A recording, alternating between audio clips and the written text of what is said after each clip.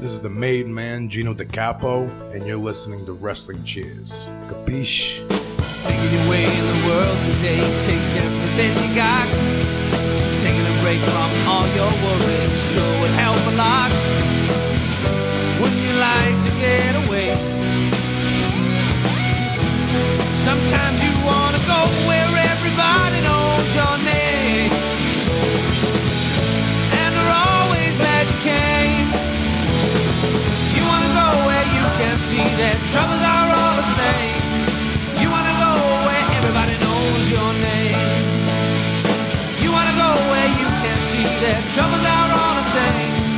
You wanna go where everybody knows your name. And welcome back to Wrestling Cheers, where everybody knows your name, even if you are a made man. And Wrestling Cheers were brought to you by the Trending Topics Network and NEO Sports Insiders. Here on Wrestling Cheers, we like to preview shows, review shows, and sometimes we even have interviews on the Northeast Ohio independent wrestling scene. This is an interview episode where we will be interviewing OCW wrestler and Spine Buster University graduate, none other than Gino DeCapo. Before we get into all that, let's get into a little bit of housekeeping. Please rate, review, and subscribe to the podcast. We're on Apple Podcasts, Google Play, Stitcher, TuneIn, YouTube, Spotify, and Podbean, WrestlingCheers.podbean.com. If you want to get a hold of us, get us on your social media. We're on Facebook, Twitter, and Instagram. Facebook.com/WrestlingCheers, Twitter.com/WrestlingCheers, and Instagram.com/WrestlingCheers. You can email, if you so choose a desire, WrestlingCheers@gmail.com. We also have a merch store available over at whatamaneuver.net. And like I said, this is an OCW kind of episode. Well, we have Gino DeCapo. It is an interview, but I don't know when the next time we're going to be able to get into OCW. And with Traditions 15 happening last month now that we are officially into May, let's talk about Tradition 15. And there were 5 matches announced. We had first match, Tanu versus Flex Jordan for the OCW Ohio Heritage Championship. This actually ended in a double countout when Tanu pretty much kept Flex on the outside and was beating him profusely. So double countout, the match ended. So still your OCW Ohio Heritage Champion, none other than Flex Jordan. Match number 2, we seen Laura Lovelace lose her OCW Women's Championship to Katie Arquette and a pinfall there in that match. So we have another new champion in OCW. Don't have all the participants, right here in front of me. I just have my, minor quick notes that I use for live tweeting. But Jimmy Shane won the Infinity Gauntlet match, which guarantees him a match for the OCW Championship anytime in the future. So after that, match number 4, Warhorse defeated the Electra Company to retain the OCW Tag Team Championships. And in match number 5, Juice Jennings pinned Robbie Starr to retain the OCW Heavyweight Championship. But wait, all of a sudden the Backstreet Boys started playing and out came Jimmy Shane, cashing in his brass ring that he won in the Infinity Gauntlet match, and he pinned Juice Jennings to become the new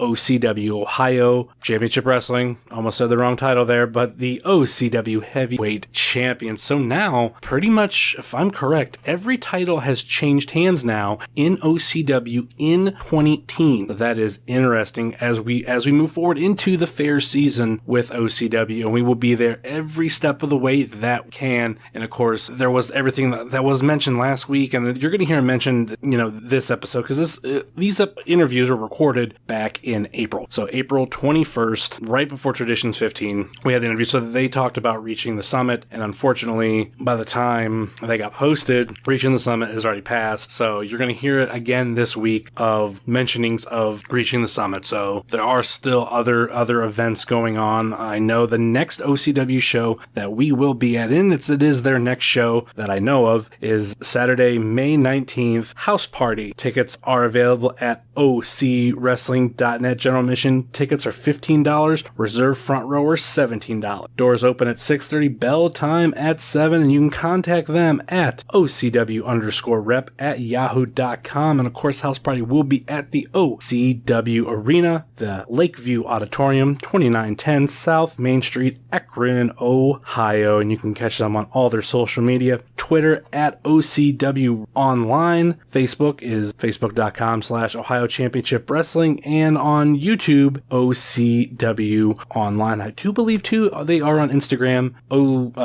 Ohio Championship Wrestling, all one word. So that's pretty much all the OCW stuff for now. So they got House Party coming up. I gave you the results for Tradition 15. Like I said, I'm not sure when the next OCW episode is. A lot of the next couple months is up in the air of what's exactly going on. Like, I have plans, but nothing is for sure outside of the regular AIW stuff. So let's get into the interview with Gino DeCapo. And we got a couple things to mention after the interview. So stick with us right after you hear from Gino. So let's go to that. This is the most dangerous man in professional wrestling, Agent Orange Juice Jennings, the real OCW champion, and you are listening to Wrestling Cheers. And we are back here on the podcast, and I'm not going to screw this up because little peek behind the curtain, I didn't have the right microphone set up, and it was actually going through the recorder itself. So even if I did release that audio, it'd be so echoey.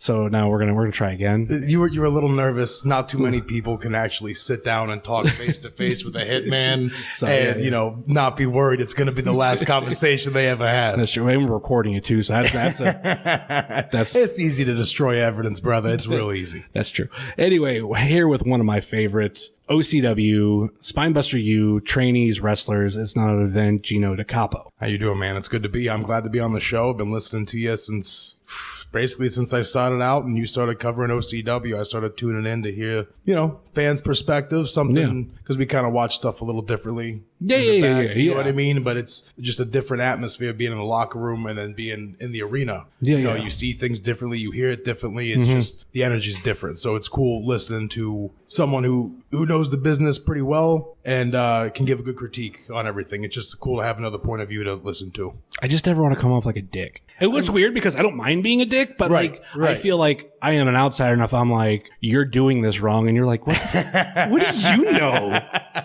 Yeah, it's probably not a good idea to correct professional wrestling. By the way, you did that body slam completely wrong. I don't know who taught you how to do it, but but just stick away from stuff like that. If you have, it's just opinions. It's like, I think the booking should go this way. It's all right. That's fine. That's one man's opinion. Yeah, no big deal. I'm more of a character guy. Okay. I've had conversations with you about your character. I think I've had a little conversation with Chuck about his, just like minor things like this is how my mind goes. Right. Like it might be different, but I'm not going on saying you need to do you need to do this move right. And then like, no, because I grew up doing drama, doing drama club for my school, doing acting. Right. So like I always love that character stuff. That's actually one of my favorite aspects of professional wrestling. It's like having a blank slate and you can just draw whatever you want and create this whole scene. Yeah. And that's kind of what I did with The Made Man is, I am who I am. And it's like, what can I do to make this something that people would want to see? Something that somebody wants to cheer or boo or whatever it may be. How can I get this persona out in front of an audience? And how do I get it over? And that's kind of what I've been working on this past year here. And you are one of the most hated. Thank you. Or at least one. Thank you. Or at least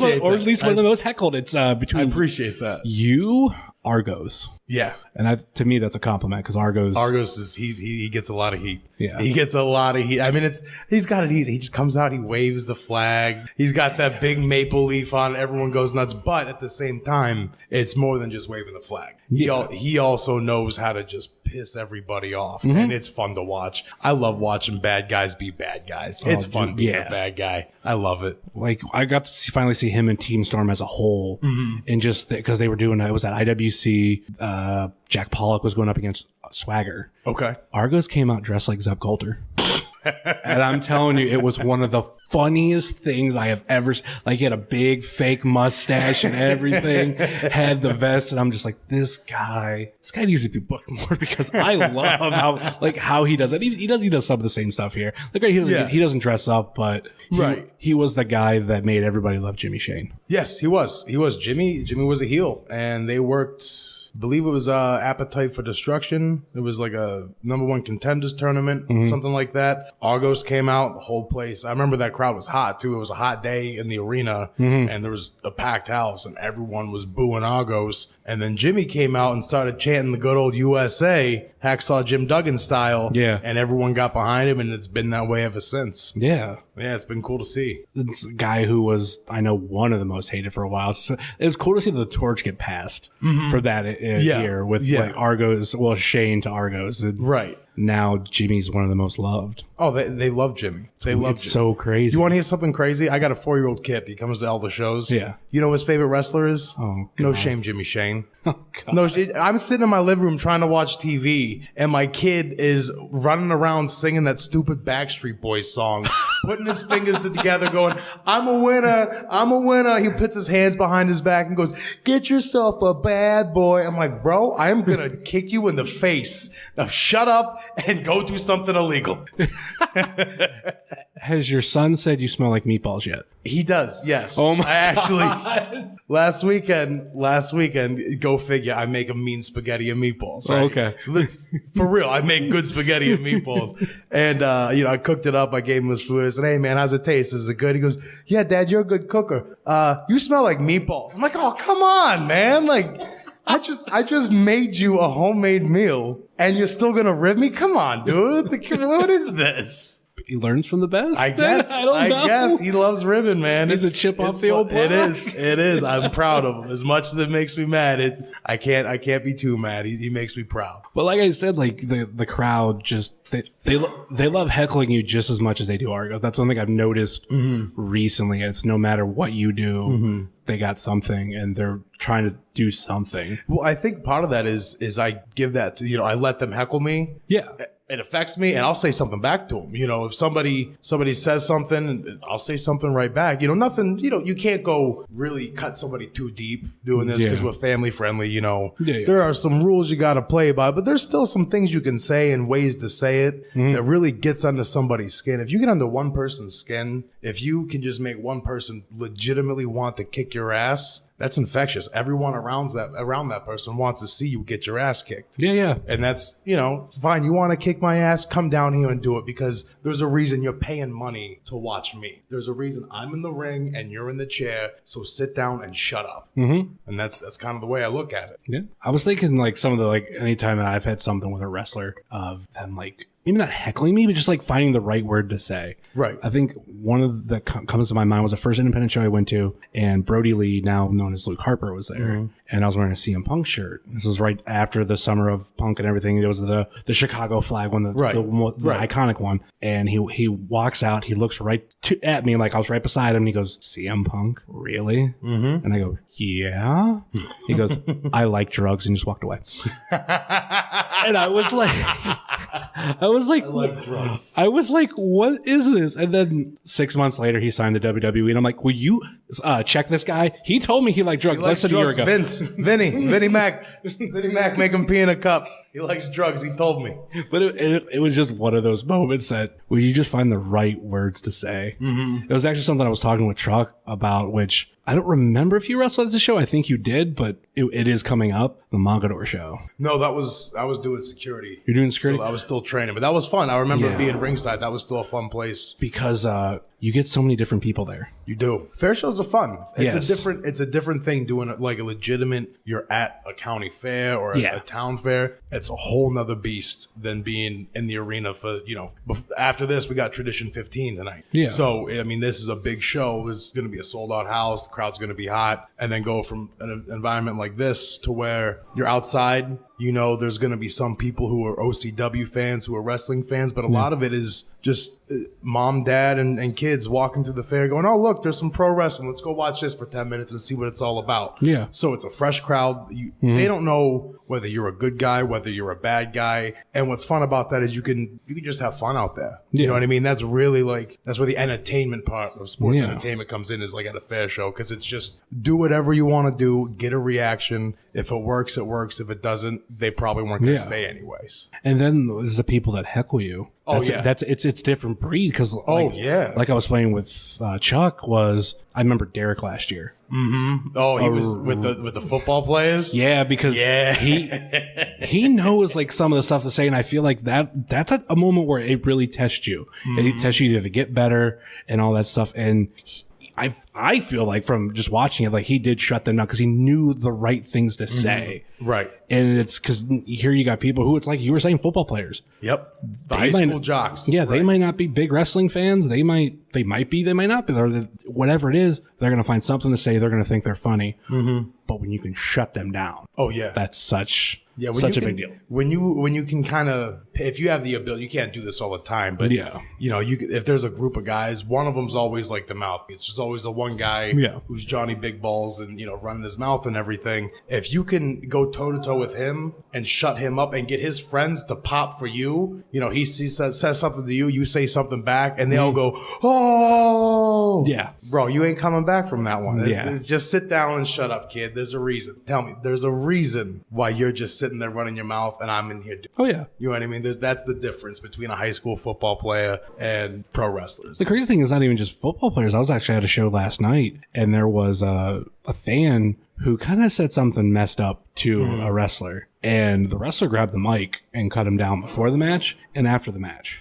And he got his only response, the fan's response was afterwards, he just like flicked him off. I didn't notice it till afterwards because it wasn't the last match of the night. He left early. The fan did. Yes. Like he got so mad. He got his little feelings hurt. Yeah. And like everybody, it wasn't like, oh, well, we're on this fan side. We're one of him. No, it's like you were an asshole. Yeah. You don't yell those type of things. Like this is 2018. No matter what you think politically, it's like some stuff, like especially families being there. Oh, that's the thing. Yeah.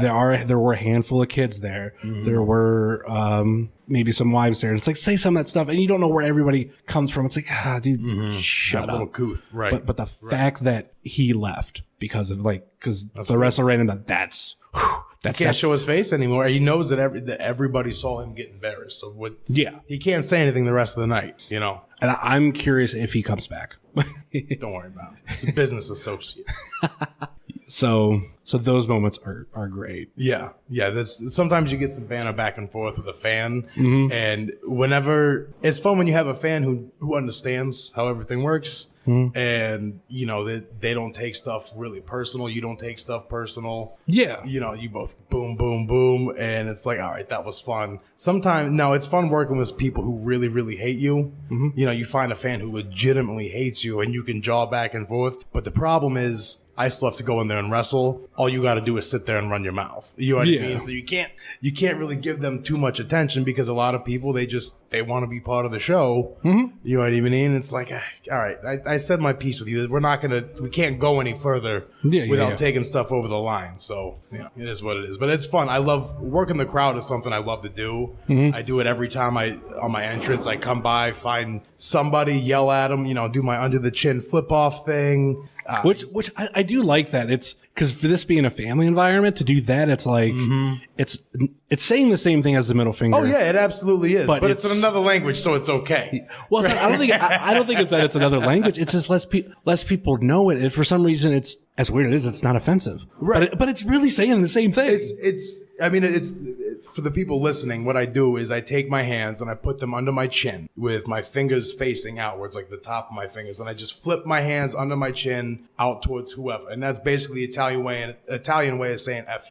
That's basically all I do, but I don't stick up the finger. I just do that chin flip. Well, I've been noticing I'll do that and people will start doing it back to me. And it's not necessarily offensive, but even if you don't know what it means, it still looks disrespectful. Like, what are you doing? Like, why are you doing this to me right now? Yeah. You know what I mean? So it's just something my dad used to do that to me when I was a kid, just messing around, doing stuff like that. It's just something that kind of stuck with me. So anytime I want to make somebody mad, I go, do that little dago flip off. Yeah, I was about to say, it's a very Italian thing. Yes, it is. Yeah. I was actually thinking it'd be kind of cool if anybody did this to you besides me, now that I mention it, it's similar but different. It's the whole Maloik. Yeah, I just did it to you. I know exactly what it is. Yeah, the Maloik. Yeah. I learned that from watching stuff about Dio. Yes, Ronnie James Dio he invented the horns. Yeah. But his grandmother, who was a very superstitious Italian woman, you make the devil horns. Like you go into a metal show, you got the horns up, and then you just kind of like jab it towards somebody. Yeah.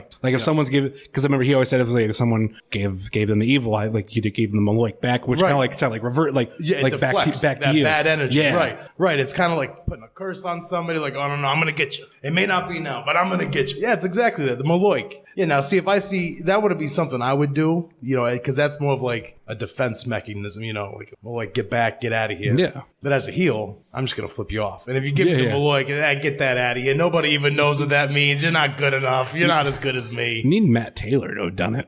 Like you versus Matt Taylor and have him do it, because then it kind of makes sense. No, that's fair show material right there. That's something you do the Maloik, and oh my God, he's got magic powers. How are we even doing this? That'd be so great. That's the fun stuff you can do with the fair show, is just make it extremely over the top. And people find it fun. It's entertaining. It's fun to do silly stuff like that every once in a while. Kind of take a break from being so serious about stuff and go, guys, this is fun. Let's just have some fun out of it. Yeah. Because the fair shows are pretty much house shows. Yeah.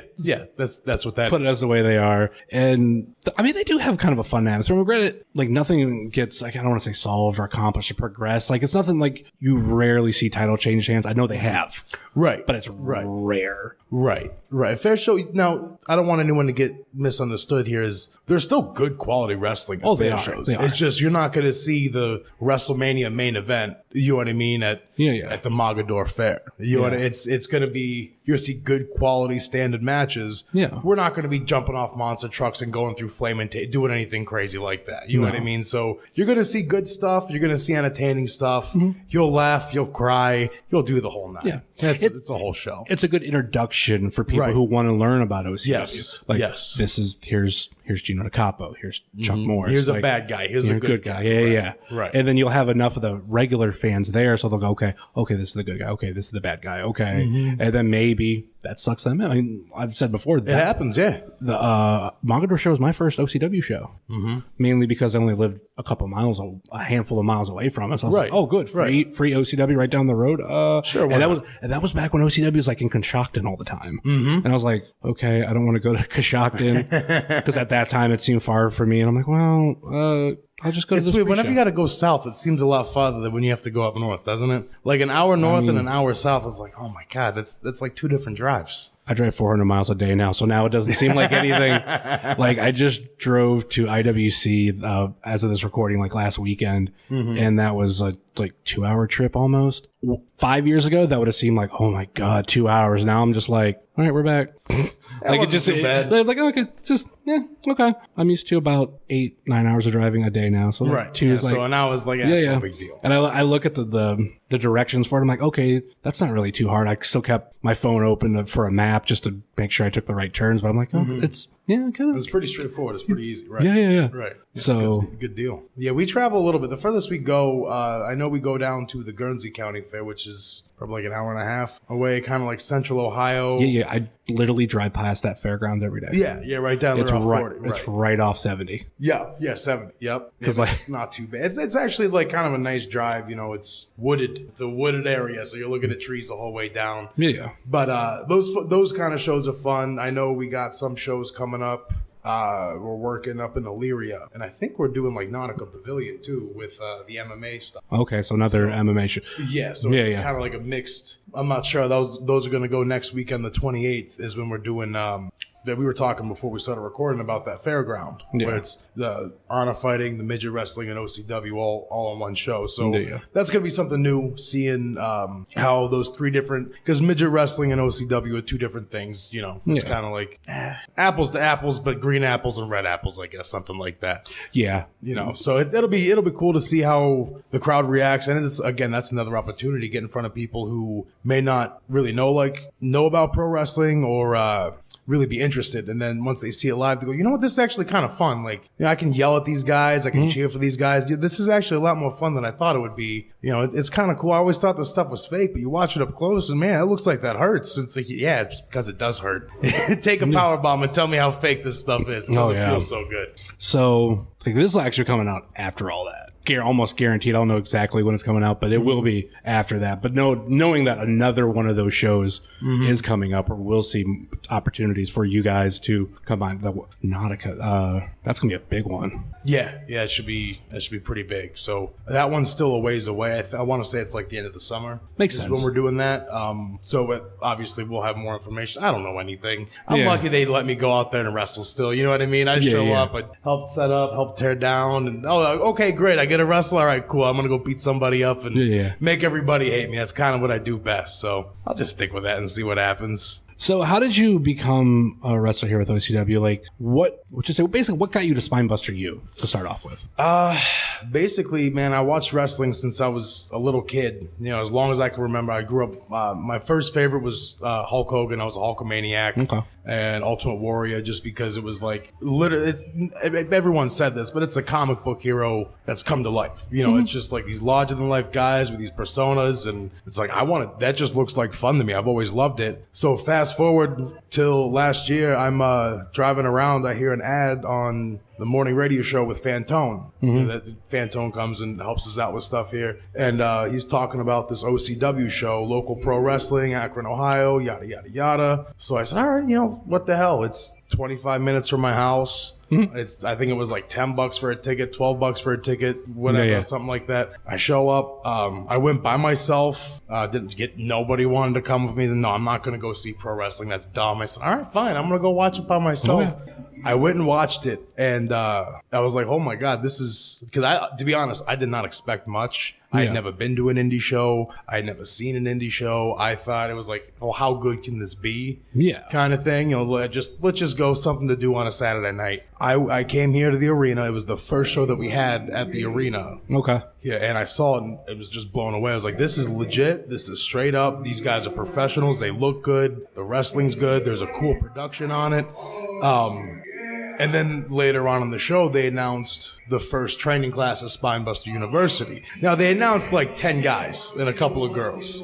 By the time I tried out in April, well, immediately after that, let me back up. After I went to that show, I got on Facebook, messaged Spinebuster University, asked when the next tryout was, because I was hooked. I wanted to do it. I thought it looked fun. I've always loved it. I said, what the hell? Let's do this. Yeah. Finally got a tryout, showed up to the tryout, and there was only like 4 or 5 people there. And I remember seeing, I think it was like 10 or 12, 14, something like that, in the ring where it announces the first class. And I'm like, oh my God, all these people washed out? Like, how bad is this stuff? And so just went through the tryouts when Tank was still running the school. And, just worked out. And I kind of fell into it, figured out my character, and just took off and ran, man. And here I am, been doing it just over a year now. Yeah. Just over a year I've been in. So it was cool. Just a random ad on the radio led me to where I'm at now talking to you. Yeah. So it's kind of fun. So what was it like working with Tank? Because I know, Tank's not really evolved with OCW as much, but I feel like there's a lasting imprint of Tank that's going to be felt for quite some time. Yes. And what's kind of crazy is, like I said, I had never really gone to an indie show. I never followed indie wrestling. So I had no idea who Tank was. Yeah. And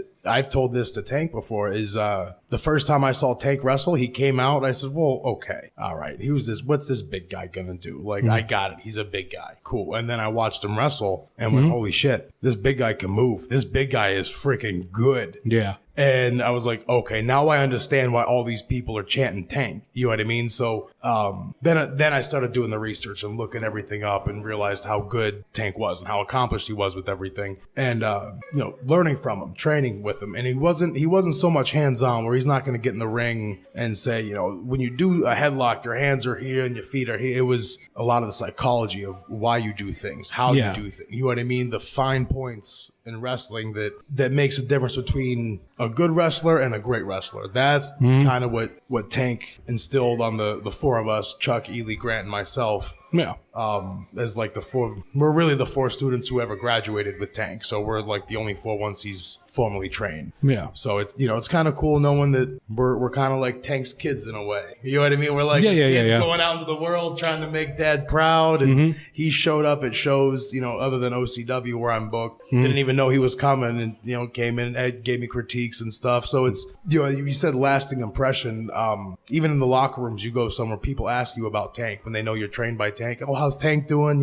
Is he working anywhere? What's going on with him? So you're kind of in his shadow a little bit, but it's a good shadow to be in. Yeah. You know what I mean? He's definitely left a good impression on the business when he left. So it's cool being attached to him in a good way. Because I wouldn't say it would be shadow. It's more of like, it's that good association. Yeah. Because I feel like, I mean, great, it's a little bigger scale of it, like Stu Hart. I feel like, you were like, probably when he was alive, it was like, oh, you were trained by Stu Hart. Okay, blah, blah. So it's like, they take that as like good credit. Like, you were trained by Tank. Okay, you must know how to work a little bit. Yeah, you must know how to work. You must maybe with him, maybe you might be a good person. So it's like, I trust Tank. So Tank, a lot of teasing. Tongue twister. Yeah, it's a tongue twister. If Tank trained you, then you must be good. Right, exactly. Yeah, so you're exactly. Good so it's cool when you say, who you're trained by. Oh, I was trained by Sherman Tank. Oh, really? Okay, what's he up to now? And and everyone always kind of gives you a good, like, Tank was always a great guy, great wrestler, great whatever. And it's like, all right, cool. That's cool. And he passed on so much knowledge. I mean, so much stuff. And I know he's got way more up in his head. Yeah. But, he's an old vet. He knows how to work. He's not going to give it all to you at once. He's going to make you work for it a little bit. You know what I mean? Yeah. So he'll drop I'll message him once in a while with BS, and he'll drop little hints with stuff. It's real subtle, real low key. It's like, okay, Tank, I see what you're doing. Okay, all right. I think one of the funniest things about you that people don't know if they don't come to shows or they don't know how things work. There is one very vocal fan. I know who you're talking about. Here at OCW, very vocal. The loudest fan. One of the loudest. I've made the mistake of sitting by this person early on, doesn't it? And that would be your mother. Oh, see, now you brought her up, which means for the next 2 weeks, all I'm going to talk about with her is how she was mentioned on a podcast. And she's just, oh my God, I can hear her talking now. It's going to be bad. Why'd you do this to me? Well, it was, because I think I sat by her at the first Buzzbin show. And like me and my girlfriend were like, who the fuck is this? Who is this crazy lady? Like, and then I had another show. I realized like that's his mom. I'm like, oh, okay, cool. Yeah. And then like I think my girlfriend doesn't get it as much. She's like, why is she rooting against him? I don't get it. She's booing her own son. Yeah, I told her to. Yeah, I told her if you don't boo me, there's gonna be consequences. Ooh, that's fun. I said, no Mother's Day present for you. Yeah, she the first time I wrestled, I told her, I said, Mom, I'm a bad guy. You have to boo me. No, I can't do that. I can't do. My whole life, she's come to every single. I played football. I played baseball. I wrestled in high school and junior high. I was a freaking all Ohio rugby player. Okay, all right. She came to literally every single game. After that, I played in heavy metal bands. She came to every single show. Doesn't even like metal music, but came. So it's a good thing when you have someone like that who's that supportive of you. But damn it, I'm a grown freaking man. Like. It's like, Mom, you don't got to come to I appreciate it. I love it when you come. But, don't feel obligated. Like, I'm not a little boy anymore. I can go out there. I can do my own thing. Yeah. And the first time I told her, please boo me. Don't cheer for me. Yeah. You don't have to boo me, but just don't cheer for me. And my first match, I did nothing but bad guy stuff. And she was freaking cheering for it. It's like, no, you dummy. You got come on. I attacked the poor guy after he beat me fair and square. I beat him up and you're cheering for it. What is the matter with you? Yeah. So she kind of got it. And now she's been watching. So she understands, when to cheer, when to boo. But you can always tell when she's in the crowd because even in the back, you can hear her just, woo! Woo! Well, Gino's mom's here. Yeah, she is, boys. There she is over there. Go have fun with it. Go have fun with it. Yeah, very, very loud. I can't complain too much. She does bring my kid to every show so he can see me run. But, at the same time, it's like, Mom. Like, now it's good now because she knows what she's doing. Yeah, you know what I mean? Now she's smart with it. But she actually is. I've heard some of the boys talking about it. They like when she's there because she actually gets the crowd going behind her. And and I've definitely noticed that when it's quiet, she'll start cheering, and then it's everyone else starts getting behind her. So it's like, all right, okay, she's helping us out a little bit, helping bring it up some. So She actually has somewhat of a role in the show. And I know her head isn't going to fit through the door now that I'm saying that, because that's just how she is. But nah, she's fun. She's fun. I love her to death. She's like an unmeaning plant. Like she wasn't meant to be a plant, but she turned into one. Yes, exactly. Yeah, she's definitely not planted. She's a fan. She comes to every show and she likes like coming into this show tonight. You know how many times she talked to me and tried to like just fantasy book the Infinity Gauntlet. And you know, she came up with scenarios of how everybody could win the Infinity Gauntlet and what can happen afterwards and the repercussion, everything. Okay, she's trying to do like, oh, well, if so-and-so wins and they could do this, then this. You know who she never picked to win the Infinity Gauntlet? You. Me. I said, Mom, I'm your own freaking son. I'm your firstborn boy. Uh-huh. And you're not even going to pick, you have no faith in my abilities. You really think I'm going to go out there and lose? I'm going to tell you what, I'm hitting every single person who comes through that curtain with a steel chair. I'm going to handcuff them to the bottom rope. I'm going to choke them until they're sleeping with the fishes. And I'm winning the Infinity Gauntlet. The brass ring is mine. You heard it here first. See, I think you're a great fit for it. Like, I mean, I could play that role of like, I could book everybody to win. Right, yeah, everyone does that. I think the one that I do like more is you, just because the Kiss My Ring thing. Kiss the brass ring, right. It sucks that Cody has taken it recently, but he hasn't now that he's not champion, it's not as big thing. Right. But technically, I mean, he's not the first person to do the Kiss My Ring. No. So it's a longer history. It goes with, you know, the mafia kind of Godfather thing of the sign of respect and bowing down and showing who the top dog is. So yeah, I mean, you know, that makes sense. It also makes sense for me to win just because, you know, I'm a made man. Yeah. You know, you got to have an order to take me out. You can't just run up and do anything. And there's a reason I'm a mafia hitman. You know, I'm somewhat dangerous with what I can do. Don't get confused because I'm laughing and having a good time right now. I can throw some hands. I can hurt some people. Yeah. But you know, picking me to win, that's a safe bet, right? It's a safe bet. I don't see why not. I'm great. Fantastic. Someone else says they're great, so just excuse me. Calm down on that. I'm flawless. How about that? Someone else says they're flawless. Right? Everything's friggin' taken in wrestling. You gonna say you're a truck now? If I'm anything, I'd be a Ferrari, you know. Okay. Italian, sleek. Yes. There we go. Not very fast though. That doesn't really fit. That's besides the point. We're looking too much into it here. Yeah. But I think like going back to your bomb, like it's like you were saying, like how the crowd is. Like I'm kind of anti that a little bit. Mm-hmm. I believe you should be able to root for who you want. But granted, with it's your mom, it's like, okay, you're going to be the one to be my biggest fan. Mm-hmm. Don't. Right. But with me being just a regular fan, I mean, I think I cheer most of the bad guys here except for two. You're one of them. No, I mean, I cheer for you. I fucked that up. I cheer for almost every bad guy except for one. Okay. I think I know which one that is. He doesn't like me, as far as I've been told. Oh my God. That's actually entertaining. We can go into that another day, but we know who we're talking about here. Everyone else, you know, let's just say it's not about this guy that it's not about him. He likes to think so. It's about Gino. It's all about Gino DeCapo right now. It's about the made man. So maybe to go a little bit anti-kayfabe just for a second, like where did this gimmick come from? Like what? Well, one of the things they tell you when you're trying to come up with a gimmick is define your persona and amplify it. Okay. Naturally, like just kind of by the way I carry myself, not in this business, I'm kind of a baby face. I'm goofy. I get along well with everybody. I'm easygoing, you know. But when I thought about it, getting into wrestling, I thought, you know, it'd probably be harder to make people like you than to hate you. Because all you got to do to make somebody hate you is insult them one time, do something to where it hurts their feelings, where it just something rude, not even necessarily to somebody, like someone in particular, just to anybody. And somebody sees that, they don't like you, you leave a bad taste in their mouth. It's easy to make people not like you. You have to put in an effort for people to like you. Yeah. For you not to be liked, just be an asshole. That's all you got to do. Yeah. So that's how I kind of figured out I wanted to be a heel.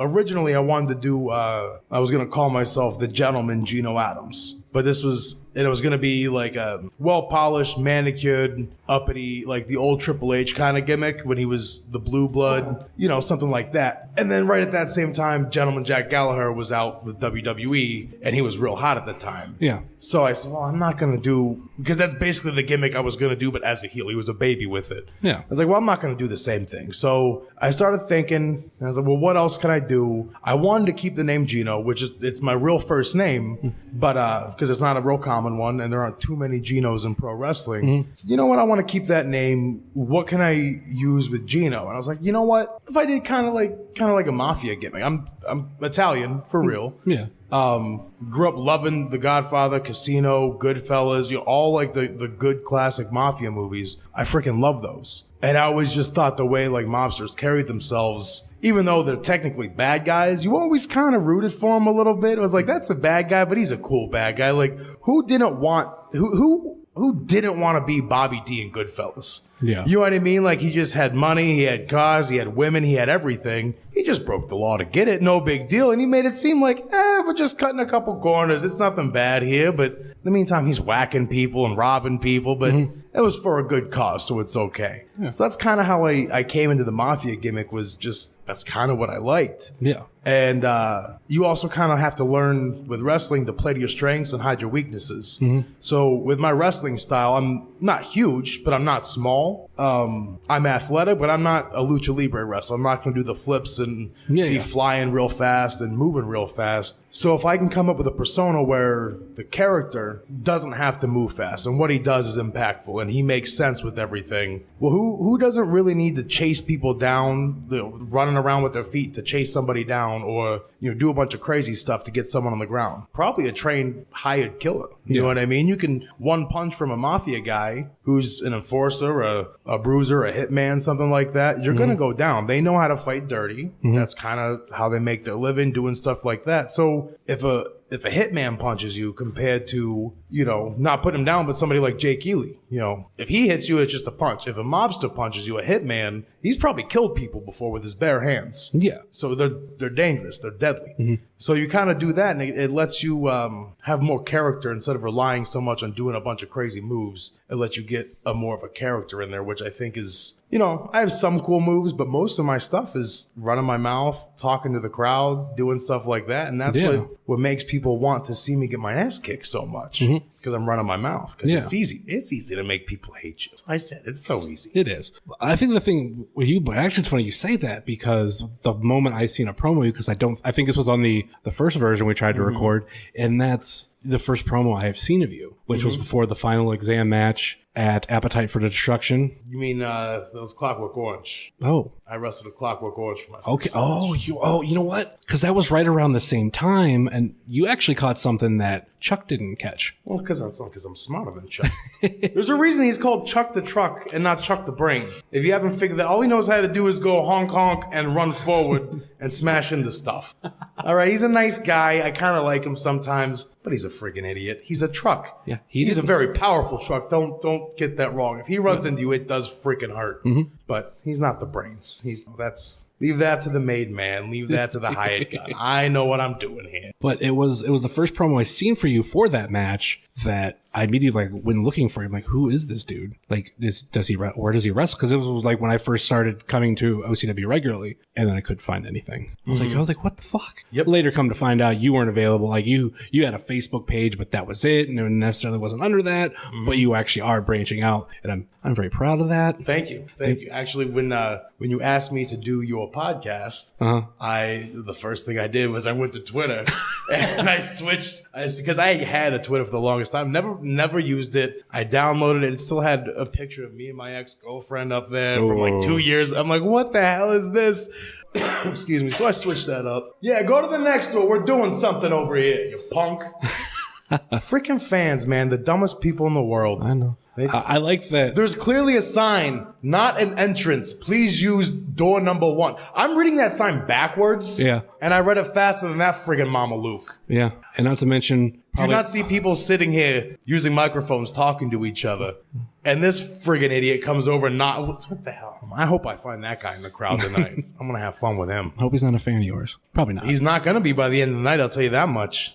You know what? I can tell you why he's not a fan of mine. What's that? Because unlike you, he looked like a freaking idiot. The only people who are fans of me are the smart ones, the intelligent ones, because they know that there's a reason I'm the made man. They know that my time is coming in OCW. They know that I'm winning the Infinity Gauntlet tonight. They know all of this. Guys like that who can't read a freaking sign, they don't know anything. They barely know how to tie their shoes. He probably bought a ticket off Jimmy Shane. That's probably right. Yeah, that's the only time he actually feels like a winner is when he buys something from Jimmy Shane. Yeah, so. And I'm sorry, I apologize. What were you saying? I was actually talking about, like I said, I mentioned your, first promo that I had seen, and I personally love your promos, and I think we should see more of them. Granted, you are doing a little bit more, but that style for the first couple, I think you did. Mm-hmm. Just calm, like maybe sitting down, deliver it. It's a way to stand out. Yes. Because I've actually heard wrestler Magnum CK, local guy, and he mentioned, and I think I've actually maybe heard other wrestlers say this,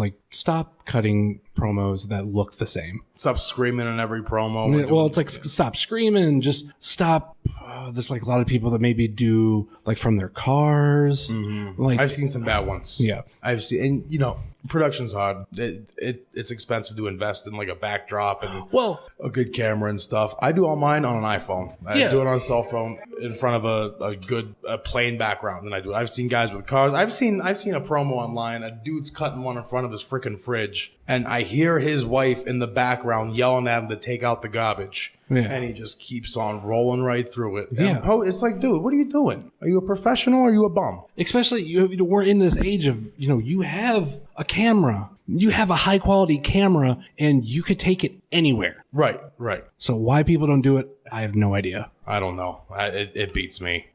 I just try to be different, try to do my own thing, and hopefully it keeps working out for me, Yeah. Yeah. So we're gonna wrap this up. And any final thoughts, last minute plugs, anything you want to throw out there to the listeners? Facebook and Twitter, I'm Gino DeCapo. If you're smart, you'll follow me, you'll add me. Come check out OCW shows. I'm wrestling a few other places. I'll put those dates up on social media and all that, and come to the shows and keep watching pro wrestling. Thank you for having me on. This was fun. All right, thank you. Do it again, brother. Thank you, Gino. We'll definitely have you back on in the future. All right, appreciate it. Later. So what do you get when you mix Mark Summers, Mike O'Malley, Stick Stickley, and Doug Funny? That's right, you get the Aggro Crag Assassin, Derek Direction, and you're listening to Wrestling Chairs. So there you have it, the made man, the Italian icon, Gino DeCapo, right here on Wrestling Cheers. Like I said, one of my favorite OCW students. I loved some of his promos that he would cut when I first started attending regularly. So it's nice for me to share my love, like I do a lot of these wrestlers, but my love for Gino DeCapo and have him come on to the show. So that will wrap things up. A little bit of housekeeping, a little bit of things to talk about now. Next week, as a time paradox as this is going to be, next week we will be having part 2 of a 2-part crossover episode with a podcast that I have a little bit of history with. Basically, I've never talked about it on this show, but it was a show that I was, somewhat friends with, and then I kind of got mad about something, and I blocked them from all of the, not only Wrestling Cheer social media, but my personal social media. And, that kind of came up late last year that I did this, didn't really talk about it too much. And, at the beginning of this year, I buried the hatchet with this particular podcast. I mean, it's because of what happened at Death Row, Ray Row's last AIW show, last independent booking, and Just Prohibition said something about burying hatchet with people, and I was like, you know what? I'm going to bury the hatchet with these guys. So it's beating around the bush. It is none other than the Kick Out at 2 podcast that you can hear on iTunes and SoundCloud. Go check them out. I've been, pushing people, that way for a little bit on social media. They retweet us, we retweet them. Jesse, Wiltman, and Britt are fantastic people. And so basically, here's what's going to happen. This obviously is getting released on a Thursday. That's what we do. Now, as you're listening to this last night, Wednesday night, which is for me right now as I'm recording tomorrow night, we will record this massive recording. And part 1 is going to be on their podcast this week. So head on over to iTunes, SoundCloud, subscribe to them so you can hear part 1 of the conversation between myself and them. I have no idea how it's going to sound like. I have no idea what's going to go on. It basically sounds like it's just going to be one giant conversation. We're throwing questions at each other, just complete randomness that we do. We don't necessarily need to talk about professional wrestling. There's other stuff we could probably talk about.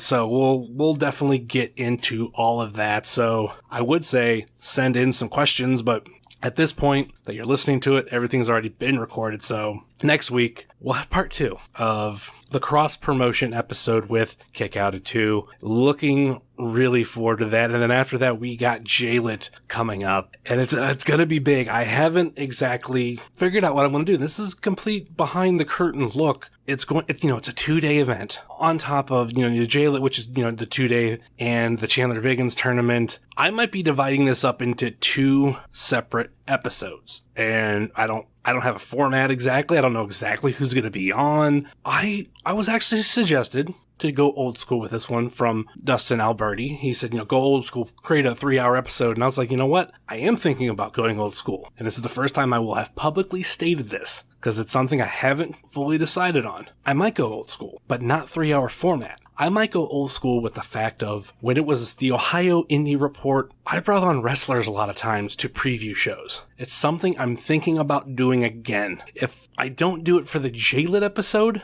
I'm really thinking about doing it for the Chandler Biggins Memorial Tournament episode. So maybe, maybe not. We'll see what happens. We'll see my availability and other people's availability and see who we can get on some of these shows. Before, when I did JLIT, I got the bracket preview and I picked one person from each bracket. That's what I did like once or twice. Another time I had Veda on, me, Veda, and Aaron. We previewed all of the first round. So we'll see what happens and where we go from here. So Kick Out at 2 podcast, cross promotion this week on their podcast, next week right here. Then we got the JLIT episodes, a lot of stuff going on that weekend, and also throwing it out there because it's not something I'm going to throw out there a lot, but we are looking to do the Chandler Biggins Memorial episode. So if you want to be a part of that episode, please send us an email with an MP3, some sort of audio format file of you talking about Chandler Biggins, a memory that you have, words that you just want to express. The way I look at it as this just is a giant family of people that loved him. And we never really got to all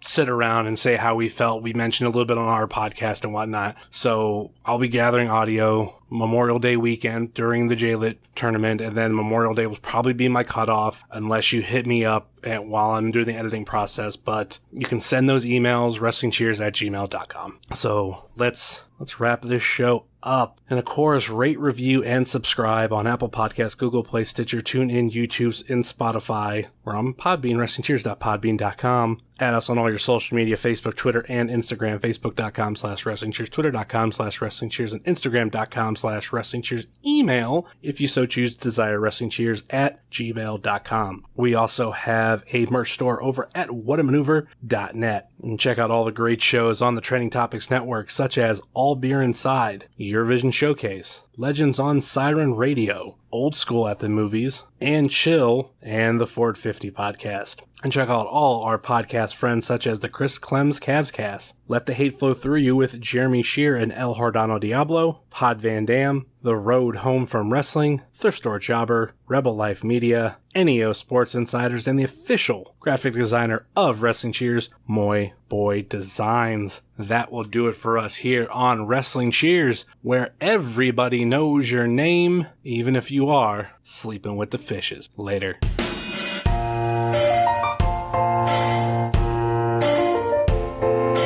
Making your way in the world today takes everything you got.